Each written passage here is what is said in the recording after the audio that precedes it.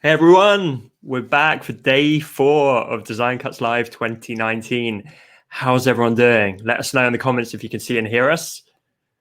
We've just been getting set up. Carmel just goes, yay! Hopefully that's all working. Minor technical issues on day 4, so we appreciate your guys' patience. But I'm here, joined by the man, Ryan Hayward. Welcome. Hey guys, how are we all going? Hope you're doing fantastic. And again, Tom, thank you for the invite. Highly appreciate it. Of course, it's a pleasure to have you here. And I think this is going to be a real deep dive session. This is going to be a little bit different from some of the sessions this week, guys. It's going to be less of a presentation and more of a hardcore Q&A fest, which I'm really excited about, to be honest, because we never get through all the questions normally in the time allocated. And I know you guys already have a bunch coming in. So we're going to do a real deep dive, right, Ryan? Yeah, exactly. I think especially with a lot of influencers, you kind of hear the same thing over and over, but it's really good to jump into that Q&A and basically just give you guys as much value as possible and to get things you guys actually want to hear about. I might say something, but you guys might, in particular, you guys in the chat might not actually want to hear about that. So being able to answer your questions is going to be super valuable. Love it. Well, Ryan, I might actually kick us off with a question to get us started. Sure. This is something you've seen me post about recently, but I think there's a bit of a misconception with social media where everyone's trying to chase the biggest follower account. Yeah. And I've been talking recently about how actually that's not a business. There's people out there doing really well who have a fantastic business going on, or they're doing something with their social media, but there's an awful lot of other people who are just chasing that follower account. They're trying to hit the 10K, the 100K, or whatever it might be. I think the reason I was excited to get you on is you've been fantastic at executing and walking the walk when it comes to social media. But not only that, you're doing it to help grow your company Pitchproof.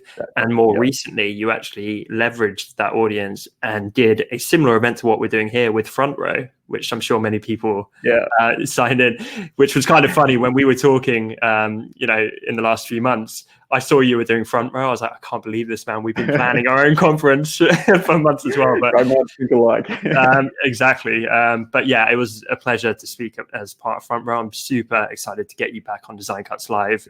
And I feel like hopefully we're both organizing things that put out some good value for people. Exactly. So I guess my question is, do you kind of align with that way of thinking where actually the audience number isn't the most important thing? It's kind of the substance behind it. Yep. I absolutely believe if you have 1,000 followers on Instagram, you can build a bigger business than someone who has 100,000 followers on Instagram. Yeah. It all comes back to the community and how much value you're providing and how much engagement you're giving out to that community. If you've got 100,000 followers and you're just chasing the likes and the follows and you don't care about each person who's following you, it's just a number. And I think we get caught up in so much in the numbers, and that's why I love. So I know in Australia and I think maybe England, they're doing, I'm not sure, you might be able to clarify this, if they're doing hiding likes. I know we've got it in Australia. Do you guys have it over there? It's being rolled out currently, I think. Yep. So we've had it for probably about 6 months now. And to be honest, it hasn't impacted any of my engagement levels or anything like that. But I just think it's a super valuable thing that Instagram has done, because people get so caught up in the likes and the followers. And I think they should hide the follow account next. I honestly think they should just get rid of it. It's not needed. People worry about it way too much. And I think it's a really smart move from Instagram, right? Because now people, when they're not caught up in the likes and the followers, they're just worried about creating value and being creative. I feel like a lot of people out there are losing their creativity on social media because, that photo of with Matopov gets, 100,000 likes with, when I post a big blog post about food or health or, design or logos or whatever, it only gets 50 likes. I know what you mean. Although I'm sure if I did a topless photo, I'd probably get 100,000 unfollowed.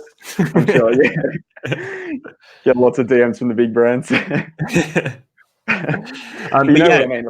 I completely know what you mean, and it's so refreshing. So I want everyone to have, as I do right now, notepads at the ready for this session. We're going to get through as many questions as we can, but I want some key takeaways. And so the first one is the number of followers doesn't really matter, right? Yes, exactly. Likes, followers, it doesn't matter. what actually matters is the amount of people. The number you should be tracking is the amount of people who actively engage with your content and actually care about you and you care about them. It's simple, and like people ask me all the time, oh, what's your secret for going on Instagram and what's this and what's that? I'm like, there is no secret. The secret is giving your secrets.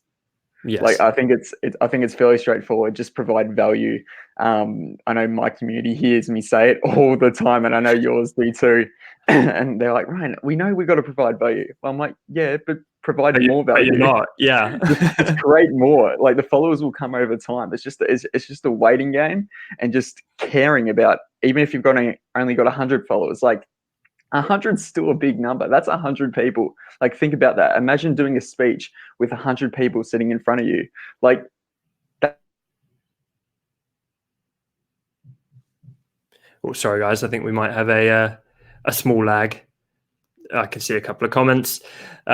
We hear from Ryan and Jacob that the Australian internet is not always the absolute clearest. So if that happens throughout this session, don't worry, because I love all of the social media stuff as well. And Ryan will be back hopefully in just a second.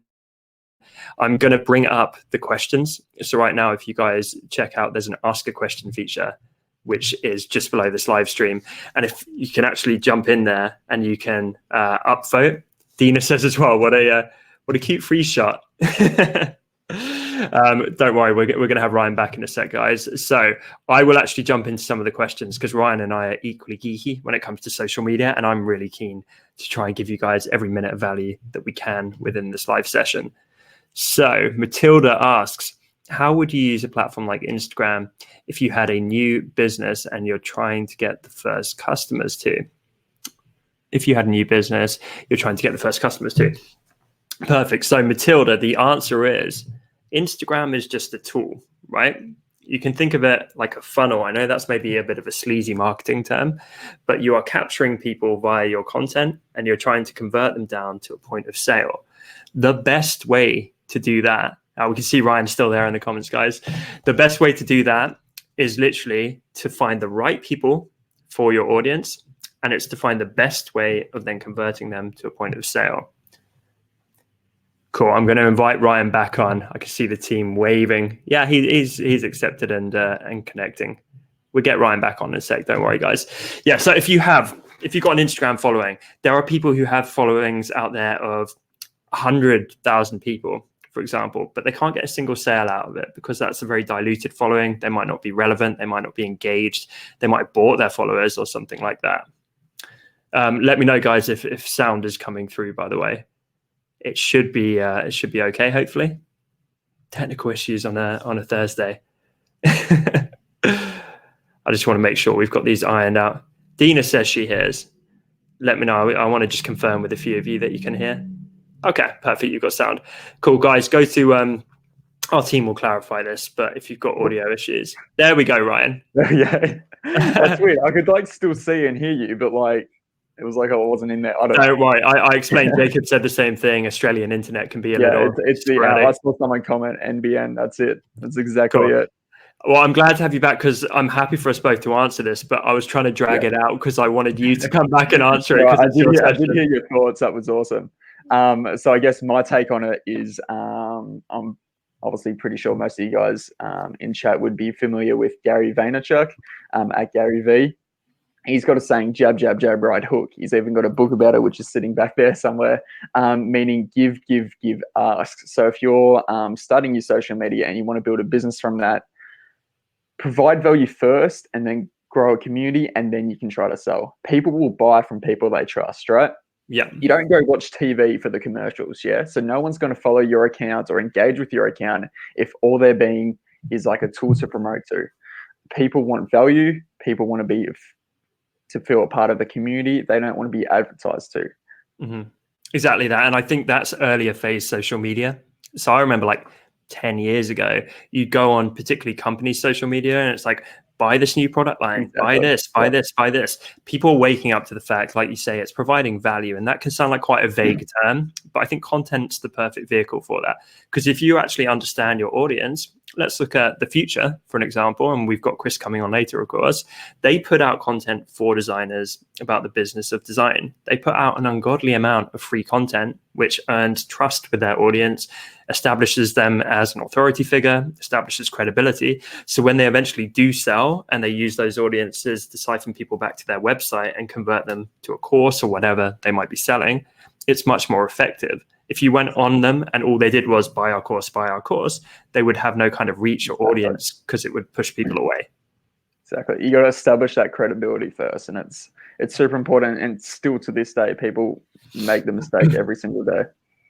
Yes, definitely. And I think a kind of bonus point to add to that would just be the relevance of audience, right? Because I see a lot of people building an audience and it's actually not their intended customers. The common case here is designers building an audience of other designers, and they might actually be trying to attract paying clients in a certain industry, and all they're getting is their peers and their friends. And I always say, like, just immerse yourself in the industry that you're trying to reach.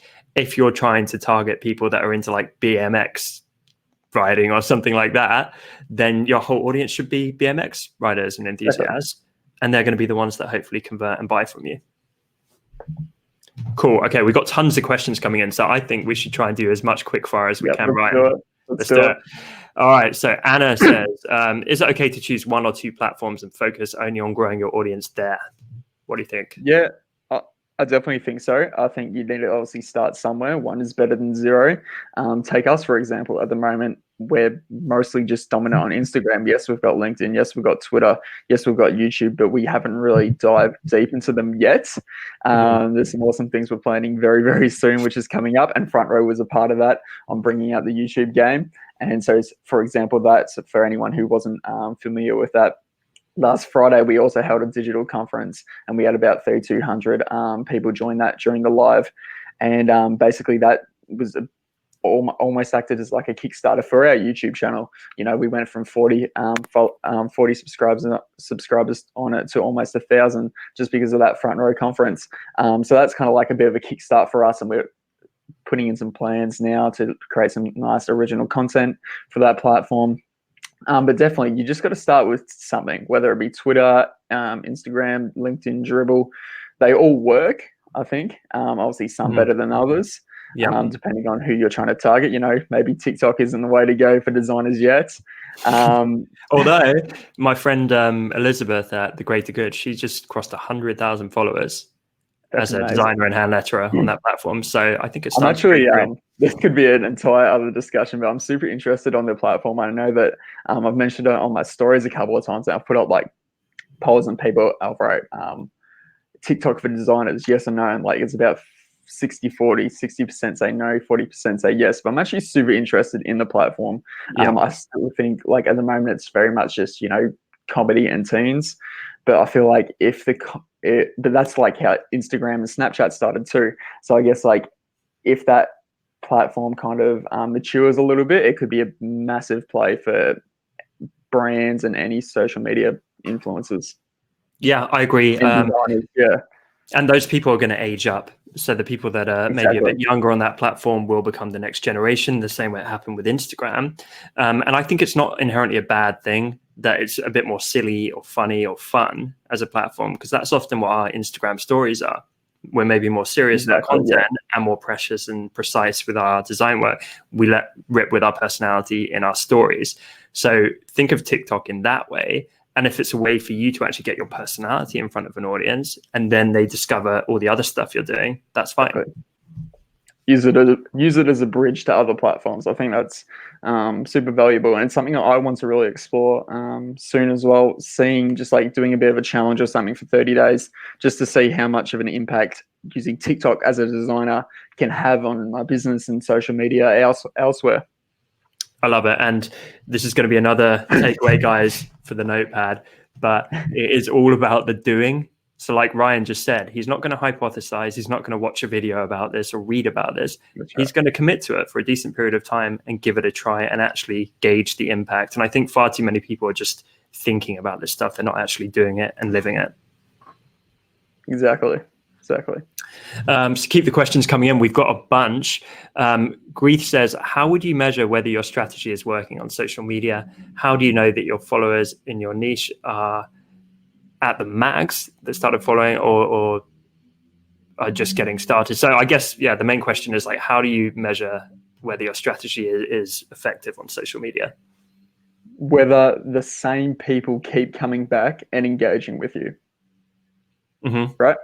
Like it's simple. If you get the same people coming back over 6 months, 12 months, 2 years, 3 years, if you keep on building that relationship with the same people and they keep on coming back, you're obviously doing something right. Yeah, I love that. And we both talk about true fans. I think that's a tremendous strategy for any business. And so that's a great sign if you're cultivating that community. We started Design Cuts with, I think, 40 people on a Facebook page, but we made them all our best friend. Suddenly that 40 became 100, then 200. We knew them all so well. And that was the foundation of this gigantic community that we have now. It was just that early audience. That's it. Perfect. John Marie says, what is the best way to stand out on LinkedIn? Look, I haven't dived that much into LinkedIn, although I think it's super important. I've been on it for a couple of years. Again, it's just like Instagram or any other platform. You just got to provide value and you've got to be unique. Don't try to be better than everyone else. Try to do something different. Yeah, I've got a bit of a saying, which is being unique is your superpower. And I truly believe that. And also I've got another saying, which is a good designer is not better than someone else. They're different to everyone else. Yeah. So you see the best designers, the people you look up to, they're not so much better. They don't design better logos. They just do things differently. The way they present themselves, the way they, might have a particular style. The reason you look up to those designers or those influencers or whoever they are, not because they're better, because they're different. They've got something unique about them. Yeah, completely agree. And the question is pretty transferable, right? The question really is, how do I stand out anywhere? Whatever platform it is irrelevant. And Ryan, you're on the money there. You stand out by being different. And it's really about thinking outside the box, I think. So on these platforms, I notice, as you do, there's a lot of trends that happen. And often people jump in because they see the trend working. But by doing that, they're becoming invisible. They're doing what everyone else does. I know both of us really enjoy seeing what's happening and being like, I want to try and do something completely different from that. And that's how you stand out. And that's a good one you brought up there, because take for example, on Instagram for designers at the moment, it's all about the carousel posts and, putting in as much value and like micro blogging as possible. And the reason we scaled our Instagram account from a 3K community to about a 50K community in about 3 months was because we jumped on that train basically before anyone else did, in a way. Like there was a couple other people who kind of like had 1 or 2 posts like that, but I saw that as a big opportunity. I'm like, this can provide so much value to people. So I just started doing it daily, and they started to get traction, and other people started to repost that. Other people got inspired by it and kind of just started that entire train. I'm not saying that I started that trend at all, but I'm just saying I noticed that was going to be something that was impactful and that other people would copy. So I just decided to jump on it because I knew it was going to provide value. It wasn't so much of, this is going to get me tens and thousands of followers. I knew just this would provide value. Like that was it. Yeah, I love the foresight there. Jennifer asks, how would you approach trying to grow your social media following if you're a person that generally doesn't enjoy using social media? That's a good one. I guess you need to bring it back to why you want to grow your social media following. Is a social media, like, you can grow a business, or you can still build a personal brand without social media. I mean, you're leaving an opportunity on the table, but you can still do it. Public speaking isn't for everyone. Singing isn't for everyone. Social media isn't for everyone. So I just think you need to stick to your strengths and be self-aware of who you are and what you want out of social media. Yeah, I completely agree. And like I alluded to earlier, there's so many people out there running killer agencies or having high-flying freelance careers that aren't social media stars. I would say the majority, right? Exactly. There's a very small number of people who are crushing it and they're Instagram famous. The majority of people are out there working and earning a living and loving what they do, and that's fine. Exactly. So don't force it if you genuinely hate it. but I also think there's a way to discover a love for it, because there's so many different platforms and nuances, and really it boils down to like connecting with like-minded people and putting out creative work. That's for me social media in a nutshell, and what's not to love about that. So it might be that you just have a misconception about it being really markety or about the data or a lot of hard work or whatever it might be, but try and find the angle that actually works for you and that you enjoy. Exactly. There's a lot of different mediums, you know. If you're not so much a talk to face, talk to camera type of person, you ain't want to post on YouTube. Medium, start a blog. There's just a bunch of different options out there. So yeah, just definitely play to your strengths. Cool. And Anna asks, how essential would you say having a successful Twitter account is? I feel like we're going to see some patterns here in the answers. Yeah. I don't think it's essential. Again, you got to play to your strengths. Like I said, we barely use Twitter. It's something we should probably use more of. And again, that will probably be something that happens over time. I think we've only got like 30 something followers on Twitter. But I do see it as an awesome platform to engage. So yeah, it's definitely not something you need. But I mean, just pick a platform, start with one and see what happens. You got to start somewhere. Yeah, it's just another tool. And going outside of social media, I mean, that's like running a business and saying, should I go to conferences? Should I do advertising? Should I go to my local chamber of commerce? All these different methods, they all work. All of them have people who are killing it and doing really well using them. And equally, there's people who don't use them at all and they go and do something completely different. So as Ryan keeps saying, figure out what works for you, but realize there is opportunity there. It's just, are you willing to actually learn the platform, put in the work to actually grow it and benefit from it? We got frozen? No, they so anyone, if you have audio issues, refresh. Also, our team should be putting in the chat, but as they say, go to audio and video help if you're seeing any issues. Yeah, it worked for Lisa. Incredible. Okay. So if you could choose only one social media platform for your business, which one would it be? I think I know the answer to this. Yeah, at the moment, Instagram. But if it was like one of those things, no, I'd probably still have to stick with Instagram. I think Instagram's going to be still dominant for a while. But if there was one emerging platform, it would probably have to be LinkedIn. Because obviously it's still the platform for professionals. And if you want to grow a business, especially in the design sector, and when you're working with entrepreneurs, for example, that's where you're going to find them. So, yeah, agreed. I think the best way to think about social really is not even necessarily the platform. It's what it can do for you in general. And I think what it can do is it can scale up what you would be aiming to do in real life. So we all like to network, right? We like to meet people in the industries we're trying to tap into and make friends and do business. Social media just lets you do that at a scale that never existed before. So the fact that we can go and actually meet each other online and we've never met in person, Ryan, and we can go and do that with thousands and thousands and hundreds of other people in our industry, that's incredible. We've got a much vaster network than we could have done if we were just face to face, in our little local area. Exactly. There's just so much opportunity. I don't want people to sleep on it. Exactly. Couldn't agree more. So Jose Lito asks, I've had a decent following on Facebook because I posted helpful fundamentals about graphic design. How can I transition to making money out of this? Start a course, start a blog. There's a lot of different options to do so. But I guess if you believe in your community and your community believes in you, and this comes back to the whole, you can build a 6-figure business with 1,000 true fans. That philosophy, I don't know. I don't know. It's just create a product, I guess, would be the simple answer. Yeah, literally that. And I think people get intimidated when they see, oh, so-and-so has just had a 6-figure course launch or whatever. You don't start there. You start by making your first dollar. And this is something I'm going to talk about in my session later. But if you've got a Facebook audience, start trying to turn it into a business by trying to make the first sale. Try and get one of those fans to buy what it is you're selling. So you figure out what that group of people really want, what's going to help them, what's going to help serve them, and, solve their problems, fulfill their wants and their desires, whatever it might be. You need to empathize with them. You need to talk to them, figure out what they want, and then you just sell it. And that's it. And just try and get the ball rolling and then scale from there. That's right. Just jump right in. Both feet, right? Yep. So I can see a few more questions about like this platform or this platform. I think hopefully we've answered that, because really they can all work. It's just how well you do them.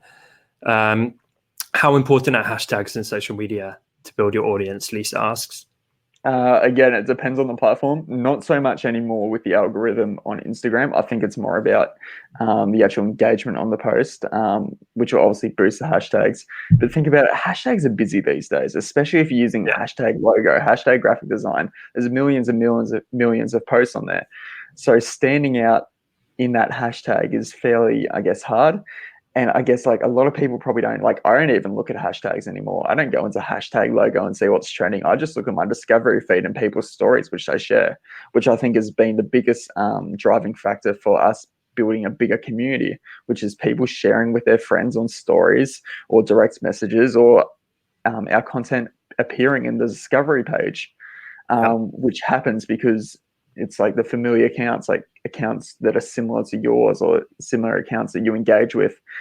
So I just think it's about, driving the engagement. It's not so much about the hashtags anymore. It's about driving good engagement. Yeah, completely. I mean, they add a little bit extra, I would say. But the fundamental thing is you put out good content. That has to be step number one. Otherwise, you're never going to grow. And thing number two is think about your distribution. So you can't be in an echo chamber. It can't just be you and your profile and you're hoping people come and find you. You need to hack and figure out ways to get in front of other audiences, generally other bigger audiences. Yeah. So, for example, when Ryan shared what I'm doing on Instagram, I got like 1,000 new followers because that was people that didn't know about me. He plugged me. They discovered me and I grew. And that's the way to do it. It's just that over and over and over again. And that can come from relationships. It can come from collaborations, all kinds of stuff. Exactly. So we got so many questions coming in. Eli asked the big question, what are the tips you have for getting your posts out to design circles, even and especially to focus on smaller targeted audience? I guess, Eli's kind of asking there, like, how do you get your post out there to people? I've just touched on it a little bit, but can we go a bit deeper, Ryan? Yeah. I think collaborations are the way to go, especially when you're starting out. But don't, here's a quick tip. Don't just go contact, accounts that have 100,000 followers when you've only got 100 followers, because that exchange doesn't really seem fair to them. So go contact other people with 100 followers. And just start small and start that, I guess, those building steps. But saying that, you can go try to reach out to bigger accounts. For example, when we started Pitchproof and we were doing a bunch of affiliate marketing stuff with influencers, we only had 30 people signed up to our platform, and we were reaching out to people who had 30, 40,000, 50,000, 800,000 followers on Instagram. And they all said yes to the affiliate program because we provided value to them. And they believed in us because we kind of built that almost like a relationship first with them, whether that be through email or through direct messages or through commenting for, a couple of months or something like that. If you want to collaborate, just provide value to someone. Yeah, value. And as you alluded to there, just a real depth of relationship. Like, we've had calls together, Ryan. I've spoken at your conference, you're speaking here. I feel like I know you now. I'm going to be 1 billion times more likely to work with you. And in fact, we've got some cool collabs coming up in the next few weeks compared to some random person spamming me out of the blue, because we actually know and like each other. And that goes such a long way. People would prefer to work with people they know over people who are like the best at something. I'm not sure if that's like a quote or somewhere I read online. But I've heard that before. But it's like like, and trust. People like to work with people they know. Yeah, exactly. Exactly. And to Eli's question, I think the best way to build an audience, especially when you're smaller, is one person at a time. And you can literally do that by going out there and commenting on other people's stuff, supporting what they're doing and building relationships, that kind of hand to hand, one person at a time. And that can be super effective. So if you are a hand letterer, and you go on GoodType or some kind of account that rounds up fantastic typography and lettering, Go in the comments and see the people who are loving it and they're like, oh my God, I love this piece, I love lettering. Go on their profiles and start befriending them and comment on their stuff and build relationships that way. And if you do that with 50 people a day, they're highly targeted. They love the kind of work that you're putting out because they love type and lettering. And if you do that consistently day in, day out, they will start to click back and discover your profile. They will start to chat back. You'll start to build relationships. And before you know it, you've got a little community growing there. Exactly. Smarten says, does it make sense to manage more than one account in order to show specific pictures? I guess this maybe comes down to niching. Correct us if we're wrong, Smarten, in the comments. But I know a lot of people are worried about like, well, I've got too much variety going on. Do I need one account over here doing this? Do I need another over there doing that? I know Christo's talking about being a specialist instead of a generalist later. But Ryan, what's your thoughts on this? Yeah, I definitely think you need to niche down. If you're doing logos and websites and print media and all these different things, you're less likely to be discovered. You really want to niche down to be seen. It's how we've done it. It's how most people do it. You can't, don't be a generalist. Be specific, be unique, be targeted. So yeah, definitely. If there is multiple things you want to do, yes, you could potentially start 2 accounts for that, but you got to think about it as that's going to double your workload. That's going to be double the amount of content you have to put out. That's 2 communities you have to try to build up separately. It's not just like, for example, myself, how I've got the Pitchproof account, my own personal brand account, which is kind of basically the same community. They back off each other really well. So it's like I'm for it. You're spreading yourself thin if they're completely separate, right? Yeah, exactly. Yeah. So again, it just comes down to self-awareness and what you really want to do. Jess asks, and this is like a slight variant on what we've covered already, but how do you start to grow a following from 0? So I guess the real question is like, Ryan, if you and I started social media from scratch tomorrow, what does our first day look like? What do we start by doing? Just post. Yeah. Post something. Just post something. Just start. It's a creative block for lots of people. They've got this fresh new Instagram account. They've got a nice little bio and a photo, and then they just leave it there, or they post 1 or 2 things and then just don't post for the next week. Just post consistently. What isn't talked about was for the first, 8 months of us running Pitchproof and the Pitchproof Instagram account is that we posted 3 times per day. And we only gained that groundwork.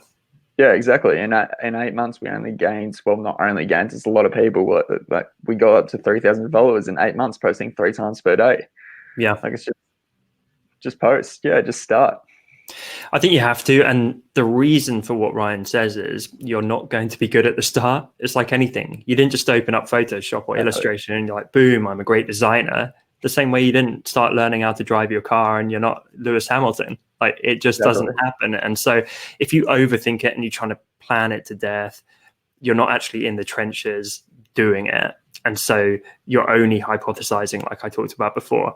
You have to start, you have to not be good at first. And then like anything else, you keep doing it. Practice makes perfect. And you're actually going to learn so much just by doing, way more than you could reading or seeing what other people are doing. When you're actually doing it yourself, that's how you learn and get better and grow slowly over time. That's it. That's the one. But it takes work, right, Ryan? Real work. Absolutely. Yep. Like anything worthwhile. Yeah, nothing great happens overnight. Claudia has a great question. She says, how do you deal with a post that you put so much time, love, and effort into that has value for your audience and it doesn't get seen so much? Have you ever felt like you're unseen? Someone asked me a very similar question the other day. They were going on about how they're putting so much time into their posts and they think it's creating so much value for the community, but it's not being seen by enough people. And then I went on their account and they've got about 2,500. Oh no, we have potential internet issues again, guys. I'm going to keep going with this question and Ryan should join us again in a second. Apologies for any technical issues today. I think there's a few things that you can do, Claudia. So first of all is think like, is the post as valuable as you think? Because often the value is actually decided by your audience and by the wider community. So I talk to a lot of people like Ryan, where they say, my content's so valuable, what I'm putting out is so great. And then when you actually go and check it out, it's like, maybe the value isn't as great as you think. Or maybe it looks pretty, but actually it's not that helpful for people, whatever it might be. Did you catch that, Ryan? I caught some of it. Yeah, I was just saying, like, value is subjective, and often your audience has a better idea of what's valuable than you do. So you might think it's valuable, and actually they disagree. Just because you think it is doesn't make it so. Yeah. I mean, it's true. Your audience decides what's good and what's bad, not you. Yeah, absolutely. And I mean, I think as well, don't focus so much on just like all of my ego and my hopes and dreams are tied to how this one post performs, and you're watching the like counter like a hawk.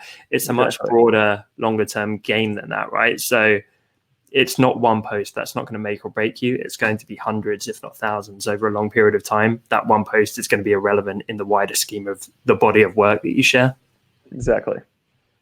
Yeah, you know what I mean? People get their emotions really tied to like watching that one piece of content. Although, are you guilty of that as well? It's easy to say, but yeah, it's one of those things. So this is a perfect lead on. Julia says, how do you determine what content is valuable and of interest to your audience, Ryan? By reading comments. Again, your community will decide whether they find a post valuable or not, and that's how you learn. That's how you adjust. You read your comments, you engage with people, you ask them for feedback. I think that's the biggest thing for learning and growing. Ask for feedback. We do it a fair bit. What do you want to see in the next post? What else would you like to learn? You often see me writing that in comments. Just trying to start a conversation, but two, actually gain feedback from the post, because that's super insightful. Yeah, completely agree. And how much healthier is that than this got 10% more likes? I mean, that stuff can give a bit of an indication if it blows up and gets shared everywhere. Fantastic. But same as you, I love those really in-depth comments where someone messages you and they say, this post is everything. This helped me so much. Like that real human feedback, I think is definitely most useful of all. Yeah, completely agree. Right, we still have a ton of questions going on. Are you good for like 10 more minutes, Ryan? Any chance we could make it 5? It's just running a bit late here, guys. Of course. Yeah. No, I appreciate it. We've got the Australian time zones here. So I'm going to try and just get through a couple more here with Ryan. So Angela says, in fact, actually, that's a Twitter question. So I might skip that one. Okay. Linda asks, I have been reluctant to bomb my social media with products. Often she gets a feed of people she follows who constantly post products and it feels a bit spammy. How and when is the right time to post new products and promotions? And are automated posts around this good or bad for business? I don't think that there's a specific number that you can count to, as long as you're providing enough value to outweigh the amount of promotions you're putting out. So, for example, if you're just doing promotions for 1 week straight and your entire week of content's just go buy this product, go buy that product, use our discount code, people are going to start to lose interest and see that you're not so much about building community, but just making dollars. And I just think there's no exact number to it. It's just trialing and testing and listening to your audience, listening to the feedback. But definitely not trying to sell out. I agree. I think the more value you provide, the harder it allows you to sell, because you then tip the balance, right? But also when you sell, when you push your products, don't do it in a lame way. I think make sure it's a great product, first of all, and then don't be pushy and crappy in how you're selling. You can actually mix it up. You can be very creative in how you sell. You can make it really compelling and interesting for people. And if what you're selling is fantastic, at the end of some of these sessions, I'm like, guys, this crazy birthday event is like so cool. We appreciate you. We're doing all these bundles and stuff in the background. That's not like super pushy for anyone, but also the bundles are insane value. So everyone's like, oh my God, I'm jumping all over that. Right? So it depends what you're selling. If what we were selling was terrible quality, then it probably would feel a bit inauthentic because we wouldn't believe in it. Exactly. Like over the past couple of months, we have worked with a few sponsors and whatnot, and there've been brands that like I believe in and that like I would want to use. Like that's the kind of like the criteria that I would expect. And that when I choose, I guess when people approach me for sponsorships and whatnot, like there's a bunch of people I've said no to simply because I don't think their brand will be valuable to our audience. And then on that, when we actually present that stuff to our audience, for example, just a couple of brands we've worked with, we've like done our carousel posts and made like as much value in those posts as possible, and then plugged them at the end. And the turnaround for that for the actual sponsors have been absolutely amazing. Mm-hmm. For example, we did a sponsorship with like a project management company, and we did like some project management tips for designers. And at the end, we plugged their business, and the turnaround for that was amazing for them. So yeah, just like it's again, just provide value. Love it. Like that's it. And Kathy asked, can she actually quote us in, I think she's doing something for college or university around this. Okay, you happy with that, Ryan? Sure. I definitely am. Skimming through the questions, and there is a bunch of them. I'm going to kind of consolidate them into one final question, which I think is a big one. We both say this a lot, and we've said it on this session, provide value. And I think this is where people stumble. And Kathy says, I'm well out of uni, guys. Sorry, Kathy, I got that wrong. But yes, of course, please use it for whatever you need.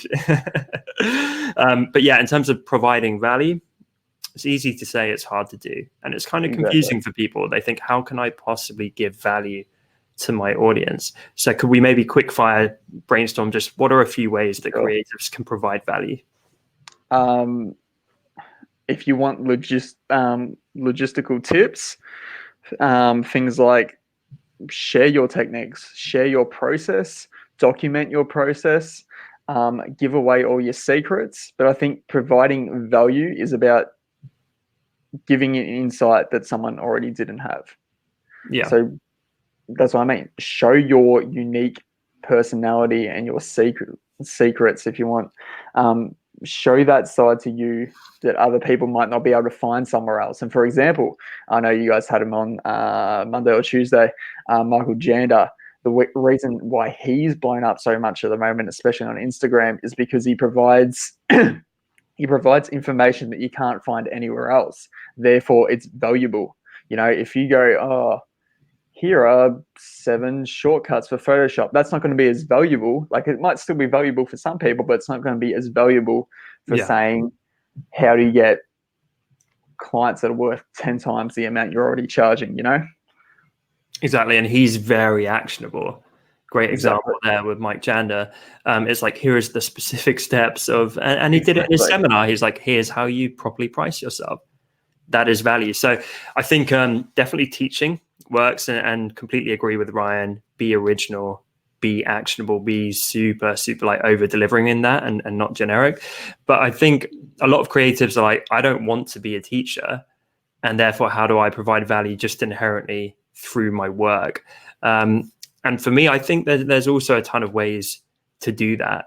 You can emotionally connect with and resonate with your audience. A good friend of ours, Dina Rodriguez at Letter Shop, she sells clothing. And she sells this for people who are really into feminism, body positivity, and things of that nature. And so when she puts out designs with messaging that kind of reaffirms their beliefs, it makes them feel good. It makes them feel part of a wider group and a community. And when they wear it, it's something that represents their values. That can be valuable. It doesn't have to be a lecture or a class. It can just have an emotional resonance with someone. It can make them feel something. How, you know, Ryan, you and I, we both have things in life, they make us feel a certain way, and that alone is valuable. I'll watch a movie and it will make me feel good. It was worth the cost of going to the movie. It didn't have to teach me anything necessarily. That's it. I think you've summed it up nicely. I love it. Well, Ryan, I know it's very late where you are, so we might wrap up.